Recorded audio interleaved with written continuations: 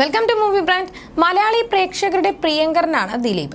കുറച്ച് ദിവസങ്ങൾക്ക് മുൻപായിരുന്നു ദിലീപിന്റെ പുതിയ ചിത്രം പവി കെയർ ടേക്കർ തിയേറ്ററിലെത്തിയത്. വളരെ മികച്ച പ്രതികരണത്തോടെ തിയേറ്ററിൽ പ്രദർശനം തുടരുകയാണ് ചിത്രം. ദിലീപിന്റെ സ്ഥിരം പ്രേക്ഷകരായ ഫാമിലി ഓഡിയൻസ് ഈ സിനിമയ്ക്ക് നല്ല അഭിപ്രായം നൽകുന്നുണ്ട്. സിനിമയുടെ പ്രമേയവും അതിലെ കഥാപാത്രങ്ങളും ഉൾപ്പെടെ പലയിടങ്ങളിലും ശ്രദ്ധ പിടിച്ചുപറ്റി കഴിഞ്ഞു.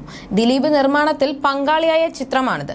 ഈ ചിത്രത്തിന്റെ പ്രമോഷന്റെ ഭാഗമായി ദിലീപ് അഭിമുഖങ്ങൾ നൽകിയിരുന്നു. ഇതിൽ പറഞ്ഞ കാര്യങ്ങളെല്ലാം തന്നെ വളരെ പെട്ടെന്നാണ് വൈറലായി മാറിയതും. പവി കെയർ ടേക്കറിലെ ബ്രോ എന്ന നായക്കുട്ടി പലർക്കും അത്രയേറെ പ്രിയപ്പെട്ടതായി മാറിക്കഴിഞ്ഞു.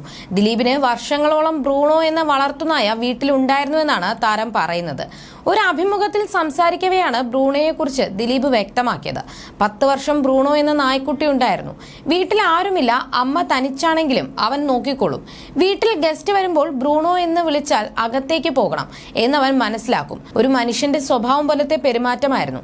ഒരു ദിവസം രോമം പൊഴിയുന്നതിന്റെ പേരിൽ ഇഞ്ചക്ഷൻ എടുക്കാൻ ഡോക്ടർ വന്നു. 10 മിനിറ്റ് കഴിഞ്ഞതും അവൻ പോയി. ഞാൻ പുറത്തായിരുന്നു. വന്നു കയറിയതും അമ്മ കാര്യം അവതരിപ്പിച്ചു. ചില മരണങ്ങൾ ഉണ്ടായി എന്ന് കേട്ടാൽ സമയമെടുത്തേ അത് മനസ്സിന്റെ ഉള്ളിൽ കയറൂ. ഇത് ഞാൻ കേട്ടയുടനെ പൊട്ടിക്കരയാൻ തുടങ്ങി. അതിനുശേഷം വളർത്തുമൃഗങ്ങളെ വീട്ടിൽ വളർത്തിയിട്ടില്ല എന്നും ദിലീപ് പറഞ്ഞു. എല്ലാ സിനിമകളും ഹിറ്റാവുമെന്ന പ്രതീക്ഷയിൽ തന്നെയാണ് നമ്മൾ എടുത്തു തുടങ്ങുന്നത് എന്നും ദിലീപ് പറഞ്ഞിരുന്നു. ഞാൻ ഒരുപാട് ഹിറ്റുകൾ ചെയ്തത് നിങ്ങൾക്ക് എല്ലാവർക്കും അറിയാവുന്ന കാര്യങ്ങളിൽ തന്നെയാണ്.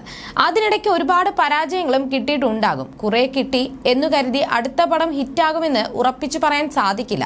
അതുപോലെ തന്നെ കുറെ പരാജയങ്ങൾ കിട്ടിയെന്ന് കരുതി അടുത്ത പടവും പരാജയമാകുമെന്നും പറയാൻ സാധിക്കില്ല എന്നും ദിലീപ് പറഞ്ഞു. അതേസമയം 4 വർഷമായി താൻ സിനിമയുടെ മാറ്റങ്ങൾ കണ്ടുകൊണ്ടിരിക്കുകയാണെന്ന് ദിലീപ് വ്യക്തമാക്കി.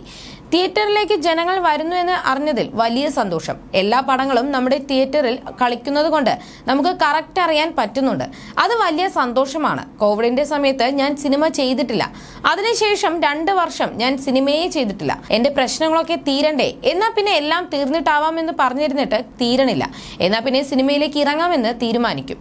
ഒരു 4 വർഷമായി സിനിമയുടെ മാറ്റങ്ങൾ കണ്ടുകൊണ്ടിരിക്കുകയാണ്. പിന്നെ നമ്മൾ കമ്മിറ്റഡ് ആയി കിടക്കുന്ന കുറച്ച് കാര്യങ്ങളുണ്ട്. ഒരു സംവിധായകന് കൊടുക്കുന്ന വാക്കെന്നൊരു സംവിധാനമുണ്ട്. ആ സമയത്തൊക്കെ നമ്മൾ പുതിയ ആൾക്കാർ പുതിയതായിട്ട് എന്ത് കൊണ്ടുവരുന്നു നോക്കുന്നു എന്നാണ് ദിലീപ് പറയുന്നത്.